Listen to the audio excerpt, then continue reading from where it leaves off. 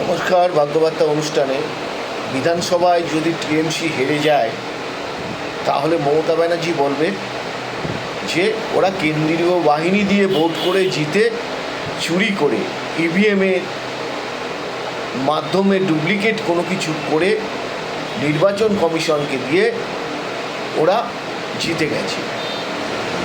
আমি শুধু একটা কথাই বলি, মমতা ব্যানার্জি যে ভুলগুলো করেছে সেই ভুলগুলোর ধরার জন্য ওনার দলে কি একটা সৎ লোক ছিল না যে রুখে দাঁড়িয়ে বলবে যে আপনি এই কথাগুলো বলছেন ভুল, আপনি এই কাজগুলো করছেন ভুল। এটা শুধু মমতা ব্যানার্জির একার দোষী না, ওনার দলে যে কজন আছে তারা সকলেই এই দোষী। অন্যায়কে অন্যায় বলা এটা সবাইয়ের ক্ষেত্রে প্রযোজ্য। তো যাই হোক, ওনার নিজের ভুলগুলোকে আগে দেখুন কী জন্য উনি হেরেছেন, তারপরে অন্যের বিচার করতে আসবেন।